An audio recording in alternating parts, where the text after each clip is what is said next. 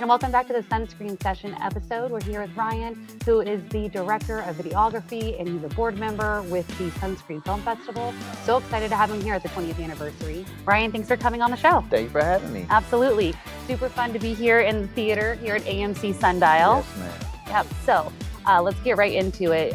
What I think is so cool about what you do is you're a teacher, you teach photography, videography, and you bring those students to the film festival. Yes. So tell me more about that process. The beautiful thing is that while there's a section of students that are here because their grade depends on it, there's a whole nother class that just wanted to do it to volunteer. And one of the things that I express to my students and give a lot of energy to it is the importance of volunteer work. Yes. Me volunteering my time for this festival has been invaluable to my career. I met people here that became executive producers, people to give me money through this festival, through volunteering my time at this festival. Yeah. And I continue to meet people who can be critical to my career. And I explain to my students, look, yeah, you can come here for a grade, but the thing is that if you want to be somewhere in this industry, you have to volunteer your time. You help your friend, you volunteer, and then they help you.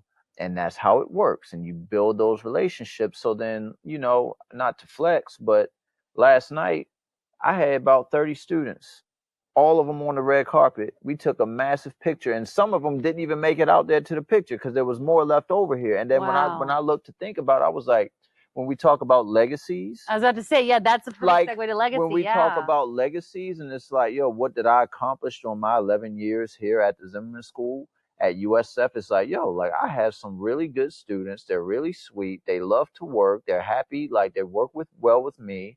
And to have like the whole body like that on the red carpet taking a picture was like, that's what I got into teaching for, to build a culture and a family of people who will get together, work with one another for years and years and years, and continue to help one another get to where they want to be in this business. Oh, I love that. And I think it's so important when we think about the legacy is it's what you teach them and how that goes through them, that leaves a legacy, but the opportunity you provide them by them coming here, right? So it's not just that they get this opportunity to put all their skills together, but they get to network. They get to see that you're modeling as the teacher what it looks like to volunteer and network and build those relationships. And that is like its own legacy, because that's how we're going to keep the creative space going. Absolutely. Like, look, I teach at my alma mater. Now it's like, no, go ahead, buy your own camera and start your entrepreneur's thing. But it still boils back to networking and coming here and meeting people, shaking hands with folks. My man Kyle was like, hey, should I have some business cards? I was like, yeah. It's kind of an old school thing. A lot of people aren't doing it now, but you never know. He's an independent filmmaker in his own right. He got started a lot earlier than I did. And I'm like, yeah, yo, bring them business cards down here, give them out to somebody. And you never know. You might run into somebody who's old school who really appreciates the fact that you took the time to put a business card together and present that thing to them. They're going to be like, you know what? I'm going to give you some money for your project because I like the way you move. So it's really just putting yourself in a position to be noticed by the people that can help you advance your career. If there was someone out there who wanted to start getting into photography, cinematography, videography, and they aren't in college, like where would they start? They'd start at a place like this. There's a camera seminar going on up the street that we just left over there. One of my students over there filming.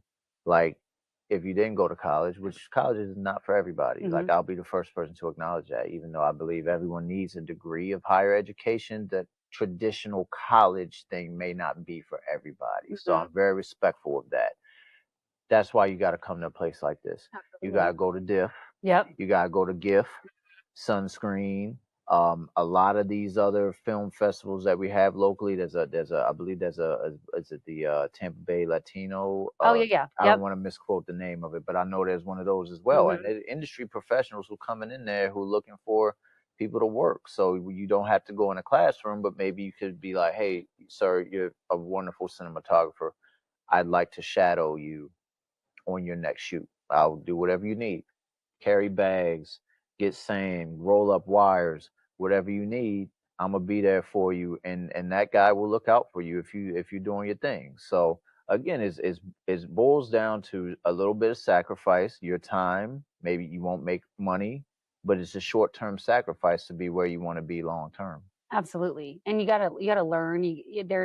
There's truth in experience. So Yeah. there's truth in experience, and there's truth in putting yourself out there, seeing how people navigate, watching, being present, Hmm. and just ensuring that you're putting yourself in those opportunities, and networking that way. I think that's really great advice for anyone trying to get into the film industry. Go to a film festival. We have workshops all the whole time, so it's really amazing.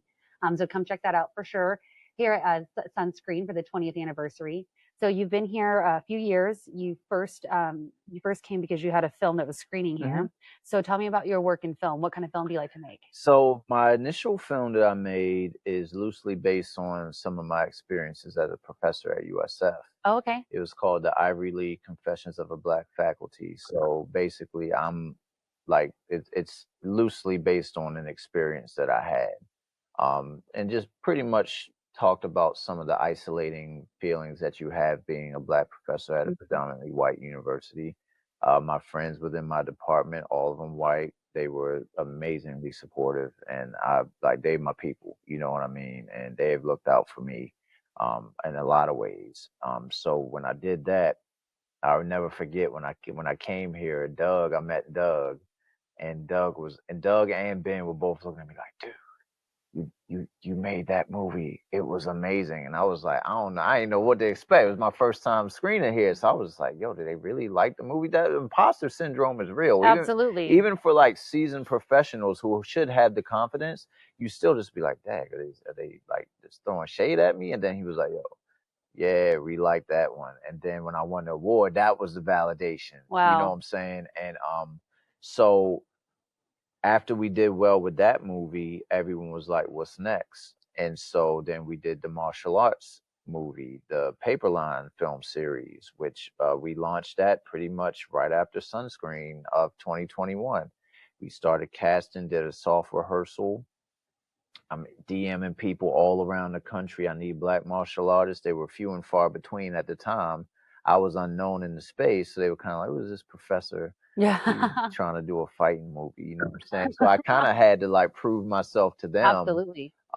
And so once we assembled the cast and we shot it, we did very, very well. We did well at Sunscreen. That led to the Martin Cove presentation Hmm. where we the cast presented Martin Cove with the Lifetime Achievement Award from Sunscreen, which was one of the proudest moments of my career. And just again, all of it, like it started here, you know what I'm saying? Like screening at this festival, on the back end of the pandemic is like essentially what gave me the boost I needed to start doing more. And now, like, again, this is like, it's family here, you know what I'm saying? Like, Tony's my boy. Like, Tony is like one of my real good friends. Brian's my boy. Ben and Doug, you know what I'm saying? Caitlin, like all of those people. Julie has been an amazing fan to me. Like, I mean, going all the way back. Like, she was at my screening for the Tampa Theater. So like the family atmosphere that they had here is something that I wanted to be a part of. I'm not a native to Tampa. I came here for college and I never left. So, and then through working a regular 9 to 5, it was like I didn't meet the people that I need to meet. Then when I became a professor, that opened me like to really meet a lot of people. And so the martial arts film at Sunscreen, that's a legacy thing too. And they asked me the other day what was my favorite moment of Sunscreen. I was like, it's Martin Cole. I have another thing I plan on screening here next year, the year after that, and I always make sure, even if it's something short, I'm gonna make sure I have something to put in here. So just I tell people all the time I would not be in the position that I'm in had it not been for screening my movies here at Sunscreen. I hit every TV station in the city when I did Paperline. And it Wow. was because I had the support of this festival of Gasparilla, and just the local Tampa film community. It's been everything to me, you know what I mean? So I want to keep going, and this will always be a place that I'm like, yeah, like I gotta show. No matter how good I do in the film world, I'm always gonna want to do things here because it's where I started. I'm sitting here thinking about how incredible this is when we think about the legacy of Sunscreen and to celebrate 20 years here. And that's just one person's story of how Sunscreen changed your entire career and your outlook. It changed my life. Like, I was a professor with little to, like, I knew how to do things, but I wasn't doing it. Yeah. And the main reason I wasn't doing it was because I wasn't really surrounded by the people who were actually doing it. I was in the classroom teaching it, Yep. but when you're teaching it, you spend a lot of time on the lower level Mm. where you're just sort of just explaining to people, hey, here's the basics.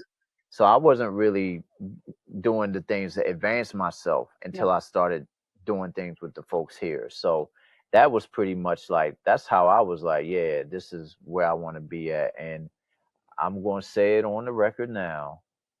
One day I'm going to be on stage at the Oscars and I'm going to shout out the Sunscreen Film Festival. Hold on to this tape. I will, and I can't wait for that. All right. And then it's going to go viral when you win that Oscar. Yes, it will. Hell yeah. And you'll be the one that you can say, yep, he said that on my podcast. That's right. He said that here. You heard that first, y'all. All right, well, Ryan, it has been so awesome chatting with you on the Sunscreen sessions. I love what you do for the film industry. I love what you do for your students. I love what you do for you. And I think you're incredible. Thank you for sharing your story. Thank you for having me. And thank you for what you're doing here, giving us as board members the opportunity to speak. And if we get lost in this whole thing and we don't get to talk to people and express what this thing means to us in this type of format. So I appreciate you. I love sharing your story. Thank you so much, Ryan. Thank you.